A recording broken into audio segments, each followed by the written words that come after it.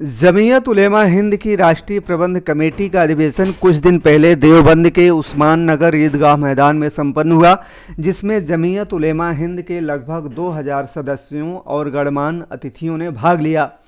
जमीयत उलेमा हिंद के अध्यक्ष महमूद असद मदनी की अध्यक्षता में हुई बैठक के पहले सत्र में देश में बढ़ती नफरत की रोकथाम, इस्लामोफोबिया की घटनाओं और मुसलमानों और गैर मुस्लिम समुदाय के संयुक्त मंच जमीयत सद्भावना मंच के गठन पर विस्तार से चर्चा हुई और प्रस्तावों को मंजूरी दी गई। अपने अध्यक्षीय भाषण में मौलाना महमूद मदनी उलेमा हिंद ने सामाजिक समरसता के महत्व को उजागर किया। उन्होंने कहा कि देश के हालात मुश्किल जरूर हैं, लेकिन मायूस होने की कोई आवश्यकता नहीं है। मौलाना महमूद मदनी ने कहा कि सांप्रदायिक नफरत को दूर करना मुसलमानों से कहीं अधिक सरकार और मीडिया की जिम्मेदारी है। इससे पहले जमीयत के पदाधिकारियों ने देश और समाज के मुद्दों पर प्रस्ताव पेश, जिनका अनुमोदन भी किया गया। इन प्रस्तावों के जरिए देश की समस्याओं के समाधान के लिए एक रूपरेखा देने का भरसक प्रयत्न किया गया।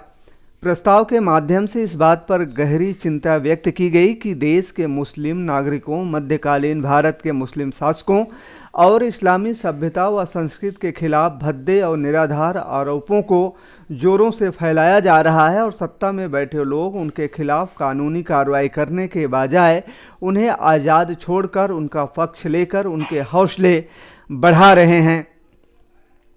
इससे पहले जमीयत उलेमा हिंद ने एक अहम प्रस्ताव में कहा कि सरकार के संरक्षण में देश में सांप्रदायिकता की काली हवा बह रही है, जिसने बहुसंख्यक वर्ग के दिमाग में जहर घोलने में कोई कसर नहीं छोड़ी है। मुसलमानों, मुस्लिम शासकों और इस्लामी सभ्यता के खिलाफ निराधार प्रचार का अभियान जोरों पर है और अधिकारी इसमें लिप्त लोगों को कानूनी रूप से गिरफ्तार करने के बजाय रिहा कर रहे हैं।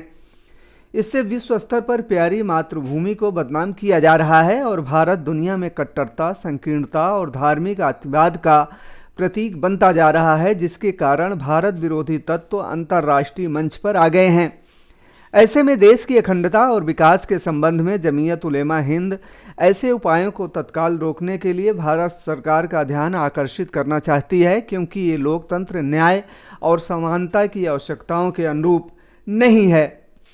सद्भावना मंच पर एक प्रस्ताव में जमीयत ने घोषणा की कि वह धर्म संसद के माध्यम से घृणास्पद व्यक्तियों और समूहों के प्रभाव को खत्म करने के लिए देश भर में कम से कम 1000 सद्भावना संसद बुलाएगा।